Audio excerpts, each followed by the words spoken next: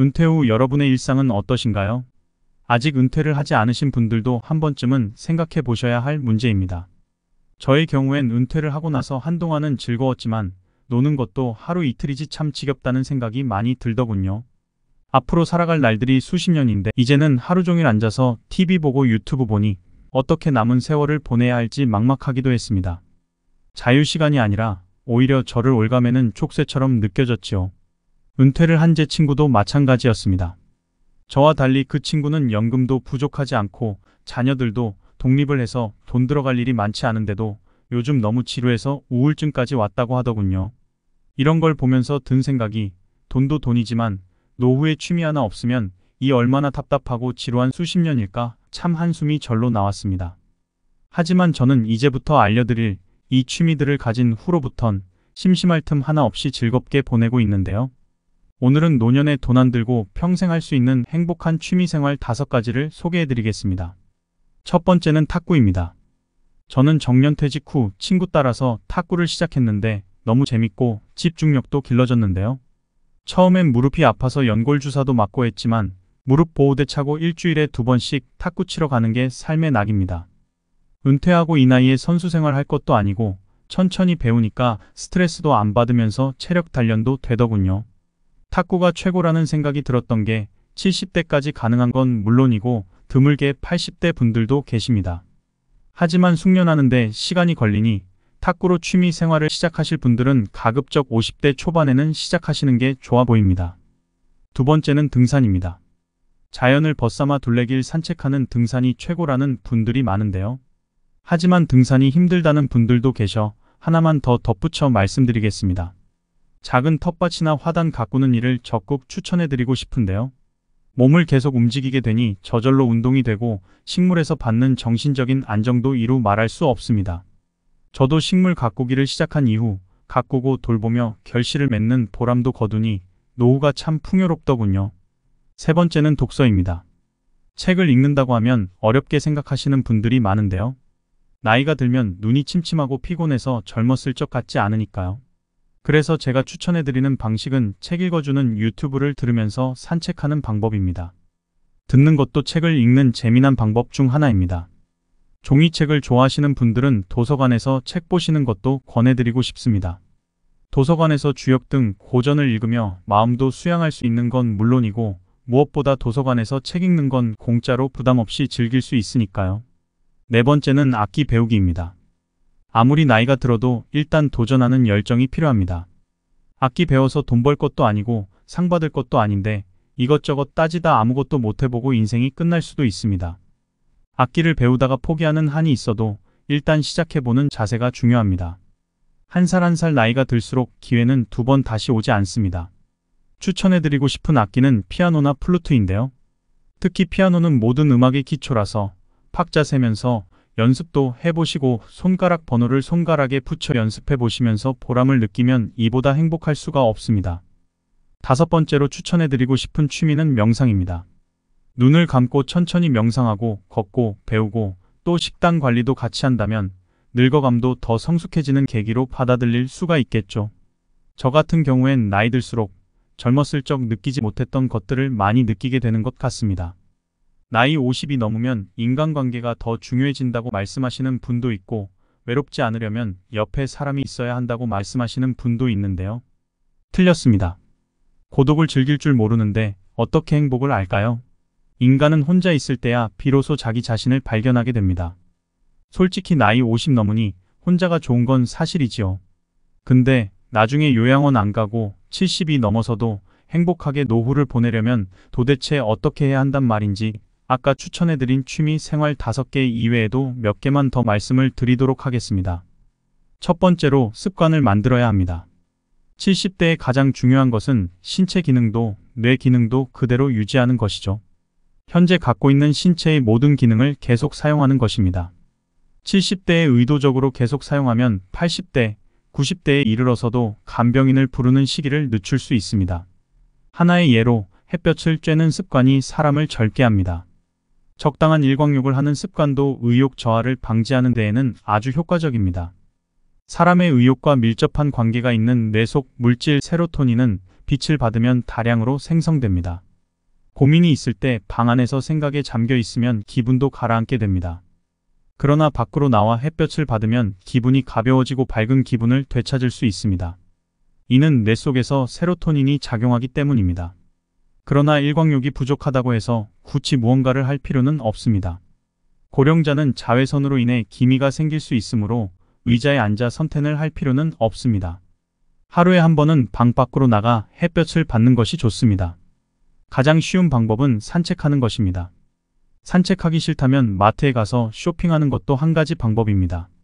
어쨌든 낮에는 방 안에만 있지 않고 밝은 빛을 받는 습관을 가지는 것이 좋습니다. 이것만으로도 고령자의 의욕 감퇴를 막는 매우 효과적인 방법입니다. 또한 햇볕을 받아 생성된 세로토닌은 밤에 뇌 속에서 멜라토닌이라는 호르몬을 생성합니다. 멜라토닌은 수면 호르몬으로 알려져 있으며 수면과 깊은 관련이 있습니다. 고령자가 되면 잠이 얕아지거나 불면증을 호소하는 경우가 많습니다. 이는 멜라토닌이 감소하기 때문입니다. 젊을 때는 충분히 잘 수 있지만 나이가 들면 수면 시간이 줄어드는 경향이 있습니다. 일찍 일어나게 되는 것도 나이가 들수록 멜라토닌이 줄어드는 결과입니다. 그러나 낮에 햇볕을 쬐어 멜라토닌을 보충할 수 있습니다. 낮에 많은 세로토닌을 만들어두면 밤에 멜라토닌이 생성되기 때문입니다. 멜라토닌이 증가하면 숙면을 취하게 되고 불안감도 없어지며 우울증 예방에도 도움이 됩니다. 발랄한 70대, 80대를 위해서는 멜라토닌은 아주 중요한 뇌 호르몬입니다. 일광욕 시간을 강제로 만들 필요는 없지만 낮 동안 집 밖으로 나와 햇볕을 받는 습관을 가지는 것이 좋습니다. 그리고 70대가 되면 적어도 밖으로 나가는 습관을 유지해야 합니다. 둘째, 가족끼리 하는 간병에 대해 다시 생각해 보세요. 70대가 되면 가족에 대한 간병에 직면하는 사람이 점점 많아집니다. 70대가 배우자를 간병하는 사례는 흔하지만 70대 자녀가 90대 부모를 간병하는 사례도 늘고 있습니다. 간병을 시작할 때 꼭 조심해야 할 것이 하나 있습니다. 간병을 삶의 보람으로 여기지 않는다는 점입니다. 70대가 되어 퇴직하면 다른 일이나 특별한 취미도 없는 사람의 경우 간병을 은퇴 이후 삶의 보람으로 여기는 사람이 있습니다. 시간이야 어쨌든 자유롭기 때문에 열심히 간호에 임할 수 있습니다. 그러면 자신은 상대에게 도움이 되고 있다는 만족감은 얻을 수 있습니다. 간병을 받는 사람으로부터 신뢰도 얻을 수 있기에 한층 간병에 빠져들게 됩니다. 그러나 이 같은 간병에 관여하는 방식은 자신의 만년을 망쳐버릴 가능성이 높습니다. 간병받는 사람 입장에서도 자신을 돌보는 가족이 불행해지는 것을 바라지는 않을 것입니다. 그렇다면 왜 간병에 빠져들면 그 사람의 만년이 망가져 버리는 걸까요? 우선 간병이란 시간 때우기에는 최적이라는 측면이 있습니다. 눈 깜짝할 사이에 꼬박 하루를 간병에 투입합니다. 그렇게 되면 자신을 위한 시간은 전혀 잡을 수 없게 됩니다. 간병에 투입하는 시간은 3년 지속될지, 5년 지속될지, 아니면 10년 지속될지 끝을 모르는 경우가 대부분입니다. 결국 가족을 떠나보낸 이후 아무것도 하지 않고 매일 지내게 되면 간병 폐인처럼 되어 늙어버리는 사례를 자주 볼 수 있습니다. 간병을 삶의 보람으로 여기지 않는 것은 70대 사람이 향후 80대, 90대에 이르러서도 건강하게 살아가는데 매우 중요한 포인트라고 생각합니다. 셋째, 어떤 일을 하더라도 은퇴하면 안 됩니다. 70대 때 단번에 늙는 사람은 전형적으로 은퇴한 직후부터 일체 활동을 그만두는 경우입니다. 지금까지 열심히 일해왔기 때문에 퇴직하면 이제 아무것도 하지 않고 집에서 빈둥빈둥 지내고 싶다고 손꼽아 퇴직하는 날을 기다리는 사람도 있습니다. 그러나 70세까지 현역으로 일을 하던 사람이 퇴직 후에 무엇을 할지 생각하지도 않고 은퇴하면 단번에 늙어버리는 일이 많습니다. 직장에서 일할 때는 책상머리 같은 루틴한 업무라도 통근하는 경우 생각보다 몸을 많이 사용하고 있습니다. 그런데 퇴직하고 나서 집에만 틀어박혀 있는 70대라면 약 1개월 정도 지나면 운동 기능 가운데 상당 부분이 저하되기 쉽습니다. 뇌 기능 측면에서도 일하고 있으면 매일 나름대로 지적 활동이나 다른 사람과 의사소통 등의 활동으로 다양한 상황을 접하게 됩니다. 반면 집에서 지내면 평소 뇌 활동이 없어지고 치매 위험도 높아집니다. 특히 전두엽의 노화가 단번에 진행됩니다. 전두엽이란 창조적 능력이나 다른 사람에 대한 공감 능력, 예상치 못한 일에 대처하는 능력에 관여하는 부분입니다. 이 부분이 노화되면 어떤 일에도 의욕이 생기지 않고 활동 자체를 귀찮아합니다. 운동 기능의 저하와 뇌의 노화가 더욱 가속화될 것입니다. 외형적인 인상에서도 발랄한 느낌을 잃은 기운 없는 노인으로 변모하게 됩니다. 그렇게 되지 않기 위해서라도 조만간 퇴직을 맞이할 단계라면 퇴직 이후 무엇을 할 것인지 미리 준비를 해둬야 합니다. 퇴직하고 잠시 쉬었다가 다음에 무엇을 할지 생각한다면 어느새 게으른 생활에 휩쓸려 습관으로 굳어버리는 경우가 허다합니다. 퇴직 이후에는 여러 가지 활동을 즐길 수 있습니다. 예를 들어 새로운 취미를 찾아보거나 자원봉사 활동을 시작할 수 있습니다. 또한 지식을 쌓거나 새로운 기술을 배워 개인적인 성장에 도움을 줄 수도 있습니다. 또는 가족과 함께 여행을 다니거나 새로운 경험을 즐길 수도 있습니다. 퇴직은 새로운 시작이 될 수 있으며 앞으로의 삶을 더욱 풍요롭게 만들기 위한 기회입니다. 70대에도 신체적 기능은 상대적으로 건강합니다. 하지만 전두엽의 노화는 이미 40대부터 진행되고 있습니다. 그래도 퇴직 후에도 사회와 관계를 맺는 것은 중요합니다. 일에만 의존할 필요는 없습니다. 반상회 임원이나 아파트 관리조합의 임원, 취미 모임에서의 역할을 맡는 것도 좋습니다. 또한 자원봉사 활동은 퇴직 후 사회에 참여하는 하나의 선택지입니다. 누군가와 협동하며 누군가에게 도움이 되거나 누군가에게 필요로 받아들여지는 것은 현역 의식을 유지하는 데 큰 도움이 될 것입니다. 이러한 선택은 늙음을 막아주는 중요한 역할을 합니다. 특히 80세 이후는 70대와는 완전히 다른 시기입니다. 어제까지 가능했던 일이 오늘은 안 되는 상황에 자주 마주하게 됩니다. 이러한 상황은 더 자주 발생하며 이에 따라 컨디션 난조를 겪는 일도 더 많아집니다. 노화가 진행되면서 신체적인 변화도 더욱 두드러지게 나타나게 됩니다. 예를 들어 신체 기능의 저하와 능력 감소가 주된 문제가 됩니다. 또한 기억력이나 인지 능력의 감소와 같은 정신적인 변화도 경험할 수 있습니다. 따라서 80세 이후에는 더욱 신경 써야 할 부분이 많아지게 됩니다. 이러한 변화에 대비하여 건강한 라이프 스타일과 적절한 운동, 영양 섭취 등을 유지하는 것이 중요합니다. 또한 가족이나 사회적인 지원을 받는 것도 도움이 될 수 있습니다. 80세 이후에도 건강하고 행복한 삶을 즐기기 위해서는 변화에 대한 이해와 대비가 필요합니다. 하지만 행복은 주관적인 것입니다. 즉, 자신이 어떻게 생각하느냐에 따라 달라집니다. 예를 들면 노화를 한탄하며 이제는 할 수 없고 저것도 할 수 없다고 계속해서 반복하며 살아가는 사람도 있고, 노화를 받아들여 아직 할 수 있는 것도 있고 저것도 할 수 있다고 소중히 여기며 살아가는 사람도 있습니다. 그렇기 때문에 어느 쪽이 더 행복할지는 개인의 관점에 따라 다를 수 있습니다. 하지만 노화를 받아들여 더 긍정적인 마음가짐을 가진 사람은 더 큰 행복을 느낄 수 있을 것입니다. 노화를 받아들이고 남은 가능성에 집중하며 삶을 즐기는 사람은 노화에도 불구하고 삶의 가치를 높이고 행복을 찾을 수 있을 것입니다. 이제부터는 책 80세의 벽을 통해 몇 가지 취미와 노후의 좋은 생활 습관을 조금 더 소개하겠습니다. 1번. 입욕입니다. 입욕 시에는 너무 뜨거운 물을 사용하지 않고 10분 이내로 하는 것이 좋습니다. 욕조 안에서 발생하는 고령자 사망 사고는 교통사고의 2배로 알려져 있습니다. 특히 겨울철에 이러한 사고가 많이 발생하며 이는 급격한 온도 변화 때문입니다. 겨울철에는 옷을 벗으면 추위로 인해 혈관이 수축되어 혈압이 급격히 상승하게 됩니다. 이런 상태로 욕조에 들어가면 몸이 따뜻해지면서 혈압이 빠르게 하락하게 됩니다. 그리고 이로 인해 뇌내 혈액 부족이 발생할 수 있으며 심한 경우 의식이 혼미해져 욕조에 빠질 수도 있습니다. 따라서 고령자들이 욕조에서 안전하게 목욕을 할 수 있도록 주의가 필요합니다. 이를 예방하기 위해서는 너무 뜨거운 물에 몸을 담그지 않아야 합니다. 뜨거운 물을 선호하는 사람은 처음에는 물 온도를 낮게 조절한 후 탕에 들어간 후에 뜨거운 물을 조금씩 섞어 온도를 올리는 것이 좋습니다.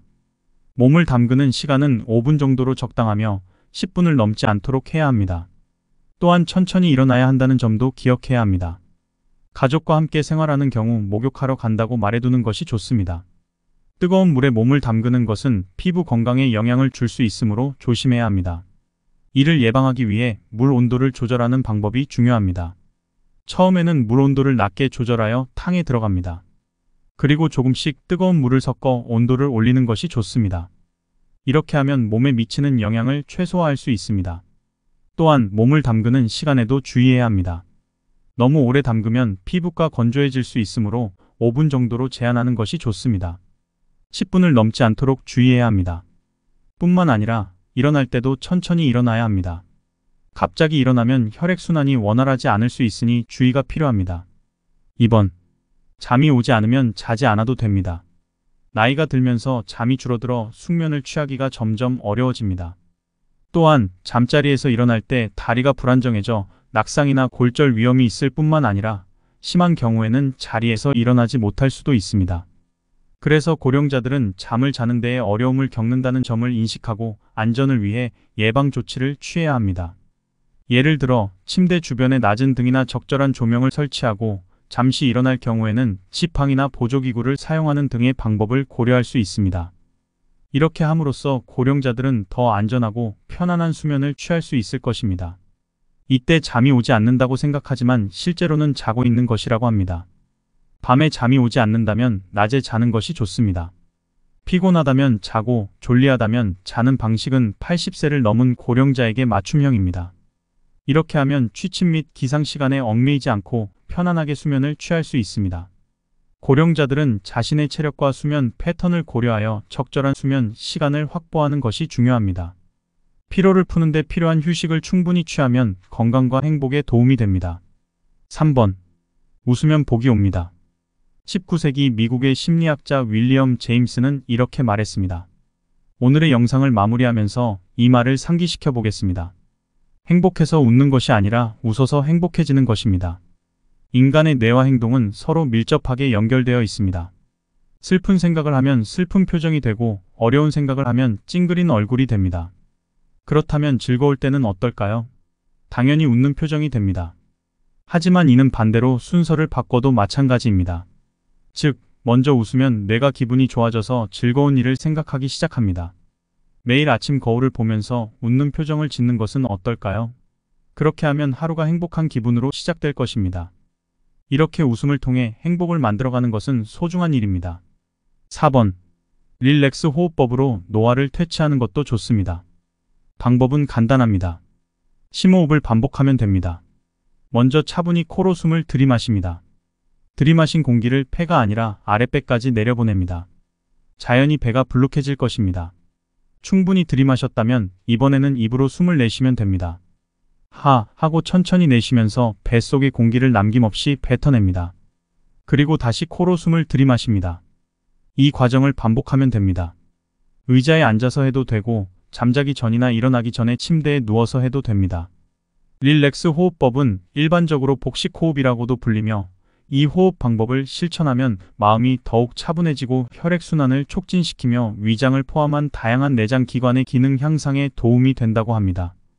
그러므로 이러한 호흡법을 일상생활에 습관화하는 것이 권장됩니다. 지금부터 시작해보세요. 은퇴 후 여러분의 일상은 어떠신가요? 아직 은퇴를 하지 않으신 분들도 한 번쯤은 생각해 보셔야 할 문제입니다.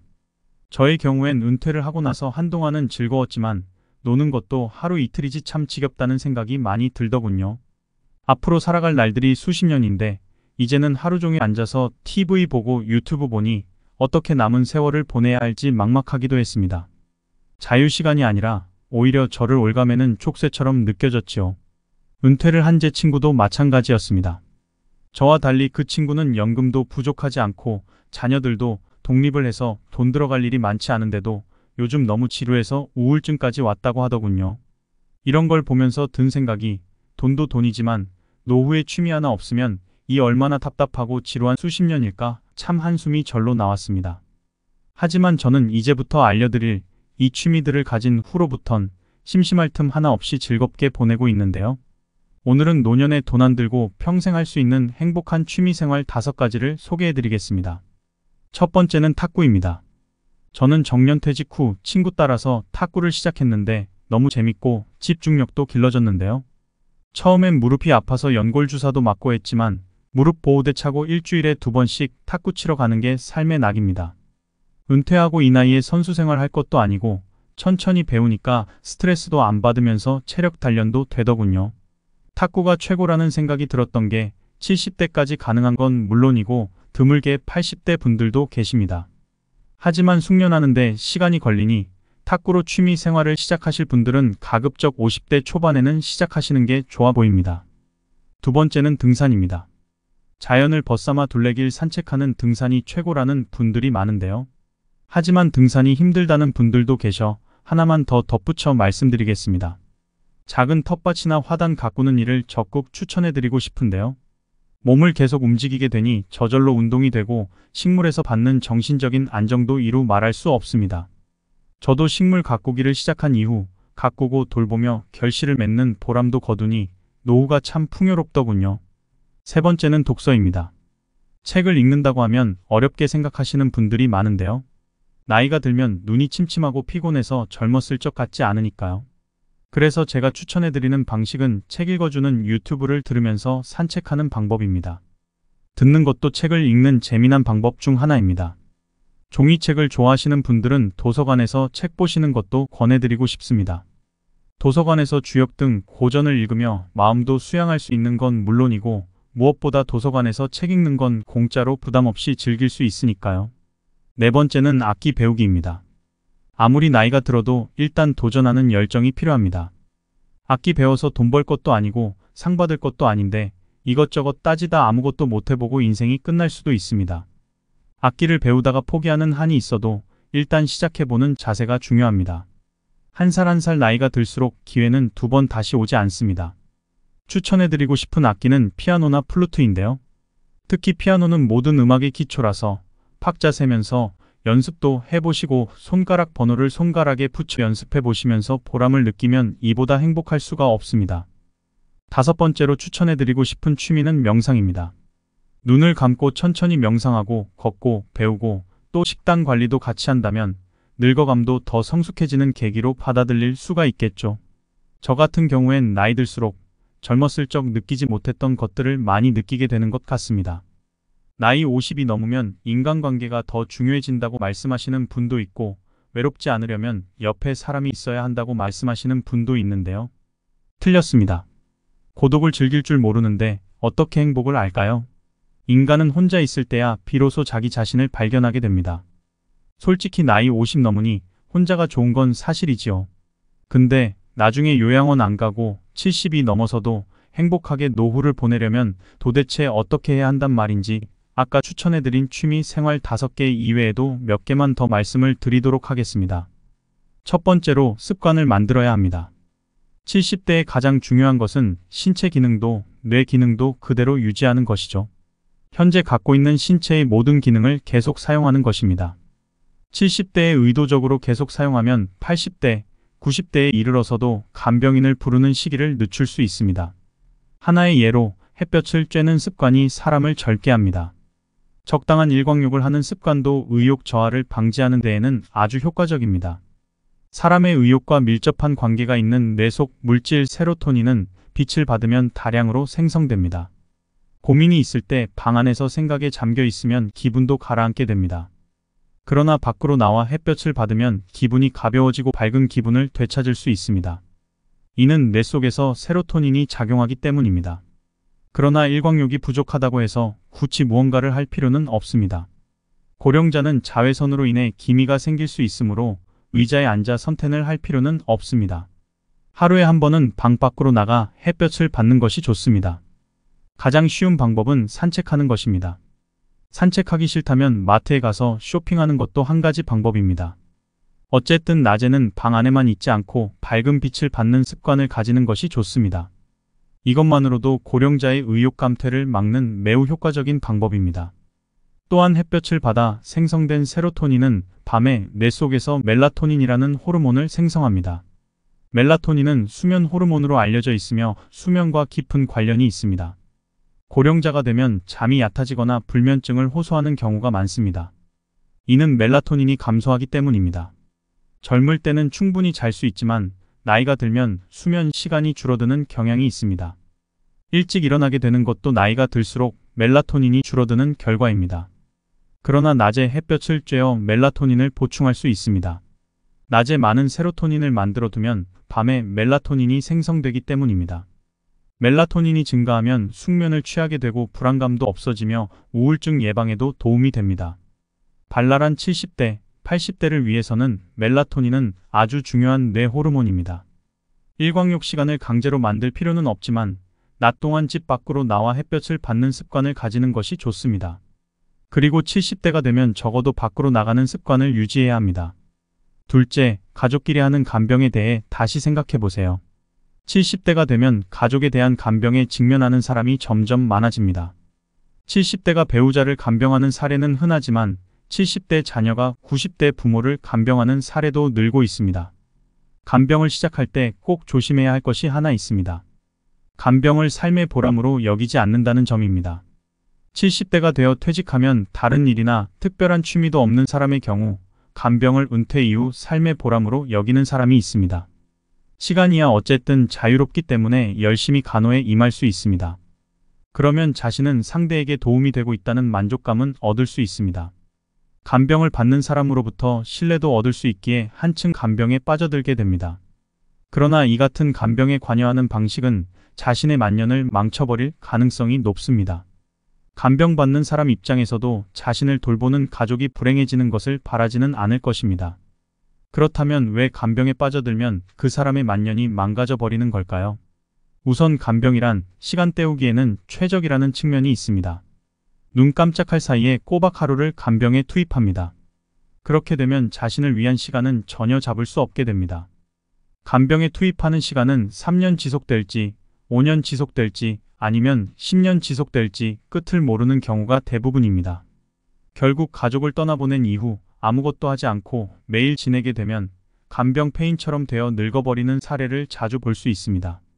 간병을 삶의 보람으로 여기지 않는 것은 70대 사람이 향후 80대, 90대에 이르러서도 건강하게 살아가는데 매우 중요한 포인트라고 생각합니다. 셋째, 어떤 일을 하더라도 은퇴하면 안 됩니다. 70대 때 단번에 늙는 사람은 전형적으로 은퇴한 직후부터 일체 활동을 그만두는 경우입니다. 지금까지 열심히 일해왔기 때문에 퇴직하면 이제 아무것도 하지 않고 집에서 빈둥빈둥 지내고 싶다고 손꼽아 퇴직하는 날을 기다리는 사람도 있습니다. 그러나 70세까지 현역으로 일을 하던 사람이 퇴직 후에 무엇을 할지 생각하지도 않고 은퇴하면 단번에 늙어버리는 일이 많습니다. 직장에서 일할 때는 책상머리 같은 루틴한 업무라도 통근하는 경우 생각보다 몸을 많이 사용하고 있습니다. 그런데 퇴직하고 나서 집에만 틀어박혀 있는 70대라면 약 1개월 정도 지나면 운동 기능 가운데 상당 부분이 저하되기 쉽습니다. 뇌 기능 측면에서도 일하고 있으면 매일 나름대로 지적 활동이나 다른 사람과 의사소통 등의 활동으로 다양한 상황을 접하게 됩니다. 반면 집에서 지내면 평소 뇌 활동이 없어지고 치매 위험도 높아집니다. 특히 전두엽의 노화가 단번에 진행됩니다. 전두엽이란 창조적 능력이나 다른 사람에 대한 공감 능력, 예상치 못한 일에 대처하는 능력에 관여하는 부분입니다. 이 부분이 노화되면 어떤 일에도 의욕이 생기지 않고 활동 자체를 귀찮아합니다. 운동 기능의 저하와 뇌의 노화가 더욱 가속화될 것입니다. 외형적인 인상에서도 발랄한 느낌을 잃은 기운 없는 노인으로 변모하게 됩니다. 그렇게 되지 않기 위해서라도 조만간 퇴직을 맞이할 단계라면 퇴직 이후 무엇을 할 것인지 미리 준비를 해둬야 합니다. 퇴직하고 잠시 쉬었다가 다음에 무엇을 할지 생각한다면 어느새 게으른 생활에 휩쓸려 습관으로 굳어버리는 경우가 허다합니다. 퇴직 이후에는 여러 가지 활동을 즐길 수 있습니다. 예를 들어 새로운 취미를 찾아보거나 자원봉사 활동을 시작할 수 있습니다. 또한 지식을 쌓거나 새로운 기술을 배워 개인적인 성장에 도움을 줄 수도 있습니다. 또는 가족과 함께 여행을 다니거나 새로운 경험을 즐길 수도 있습니다. 퇴직은 새로운 시작이 될 수 있으며 앞으로의 삶을 더욱 풍요롭게 만들기 위한 기회입니다. 70대에도 신체적 기능은 상대적으로 건강합니다. 하지만 전두엽의 노화는 이미 40대부터 진행되고 있습니다. 그래도 퇴직 후에도 사회와 관계를 맺는 것은 중요합니다. 일에만 의존할 필요는 없습니다. 반상회 임원이나 아파트 관리조합의 임원, 취미 모임에서의 역할을 맡는 것도 좋습니다. 또한 자원봉사 활동은 퇴직 후 사회에 참여하는 하나의 선택지입니다. 누군가와 협동하며 누군가에게 도움이 되거나 누군가에게 필요로 받아들여지는 것은 현역 의식을 유지하는 데 큰 도움이 될 것입니다. 이러한 선택은 늙음을 막아주는 중요한 역할을 합니다. 특히 80세 이후는 70대와는 완전히 다른 시기입니다. 어제까지 가능했던 일이 오늘은 안 되는 상황에 자주 마주하게 됩니다. 이러한 상황은 더 자주 발생하며 이에 따라 컨디션 난조를 겪는 일도 더 많아집니다. 노화가 진행되면서 신체적인 변화도 더욱 두드러지게 나타나게 됩니다. 예를 들어 신체 기능의 저하와 능력 감소가 주된 문제가 됩니다. 또한 기억력이나 인지 능력의 감소와 같은 정신적인 변화도 경험할 수 있습니다. 따라서 80세 이후에는 더욱 신경 써야 할 부분이 많아지게 됩니다. 이러한 변화에 대비하여 건강한 라이프 스타일과 적절한 운동, 영양 섭취 등을 유지하는 것이 중요합니다. 또한 가족이나 사회적인 지원을 받는 것도 도움이 될 수 있습니다. 80세 이후에도 건강하고 행복한 삶을 즐기기 위해서는 변화에 대한 이해와 대비가 필요합니다. 하지만 행복은 주관적인 것입니다. 즉, 자신이 어떻게 생각하느냐에 따라 달라집니다. 예를 들면 노화를 한탄하며 이제는 할 수 없고 저것도 할 수 없다고 계속해서 반복하며 살아가는 사람도 있고, 노화를 받아들여 아직 할 수 있는 것도 있고 저것도 할 수 있다고 소중히 여기며 살아가는 사람도 있습니다. 그렇기 때문에 어느 쪽이 더 행복할지는 개인의 관점에 따라 다를 수 있습니다. 하지만 노화를 받아들여 더 긍정적인 마음가짐을 가진 사람은 더 큰 행복을 느낄 수 있을 것입니다. 노화를 받아들이고 남은 가능성에 집중하며 삶을 즐기는 사람은 노화에도 불구하고 삶의 가치를 높이고 행복을 찾을 수 있을 것입니다. 이제부터는 책 80세의 벽을 통해 몇 가지 취미와 노후의 좋은 생활 습관을 조금 더 소개하겠습니다. 1번. 입욕입니다. 입욕 시에는 너무 뜨거운 물을 사용하지 않고 10분 이내로 하는 것이 좋습니다. 욕조 안에서 발생하는 고령자 사망 사고는 교통사고의 2배로 알려져 있습니다. 특히 겨울철에 이러한 사고가 많이 발생하며 이는 급격한 온도 변화 때문입니다. 겨울철에는 옷을 벗으면 추위로 인해 혈관이 수축되어 혈압이 급격히 상승하게 됩니다. 이런 상태로 욕조에 들어가면 몸이 따뜻해지면서 혈압이 빠르게 하락하게 됩니다. 그리고 이로 인해 뇌내 혈액 부족이 발생할 수 있으며 심한 경우 의식이 혼미해져 욕조에 빠질 수도 있습니다. 따라서 고령자들이 욕조에서 안전하게 목욕을 할 수 있도록 주의가 필요합니다. 이를 예방하기 위해서는 너무 뜨거운 물에 몸을 담그지 않아야 합니다. 뜨거운 물을 선호하는 사람은 처음에는 물 온도를 낮게 조절한 후 탕에 들어간 후에 뜨거운 물을 조금씩 섞어 온도를 올리는 것이 좋습니다. 몸을 담그는 시간은 5분 정도로 적당하며 10분을 넘지 않도록 해야 합니다. 또한 천천히 일어나야 한다는 점도 기억해야 합니다. 가족과 함께 생활하는 경우 목욕하러 간다고 말해두는 것이 좋습니다. 뜨거운 물에 몸을 담그는 것은 피부 건강에 영향을 줄 수 있으므로 조심해야 합니다. 이를 예방하기 위해 물 온도를 조절하는 방법이 중요합니다. 처음에는 물 온도를 낮게 조절하여 탕에 들어갑니다. 그리고 조금씩 뜨거운 물을 섞어 온도를 올리는 것이 좋습니다. 이렇게 하면 몸에 미치는 영향을 최소화할 수 있습니다. 또한 몸을 담그는 시간에도 주의해야 합니다. 너무 오래 담그면 피부가 건조해질 수 있으므로 5분 정도로 제한하는 것이 좋습니다. 10분을 넘지 않도록 주의해야 합니다. 뿐만 아니라 일어날 때도 천천히 일어나야 합니다. 갑자기 일어나면 혈액순환이 원활하지 않을 수 있으니 주의가 필요합니다. 2번. 잠이 오지 않으면 자지 않아도 됩니다. 나이가 들면서 잠이 줄어들어 숙면을 취하기가 점점 어려워집니다. 또한 잠자리에서 일어날 때 다리가 불안정해져 낙상이나 골절 위험이 있을 뿐만 아니라 심한 경우에는 자리에서 일어나지 못할 수도 있습니다. 그래서 고령자들은 잠을 자는 데에 어려움을 겪는다는 점을 인식하고 안전을 위해 예방 조치를 취해야 합니다. 예를 들어 침대 주변에 낮은 등이나 적절한 조명을 설치하고 잠시 일어날 경우에는 지팡이나 보조기구를 사용하는 등의 방법을 고려할 수 있습니다. 이렇게 함으로써 고령자들은 더 안전하고 편안한 수면을 취할 수 있을 것입니다. 이때 잠이 오지 않는다고 생각하지만 실제로는 자고 있는 것이라고 합니다. 밤에 잠이 오지 않는다면 낮에 자는 것이 좋습니다.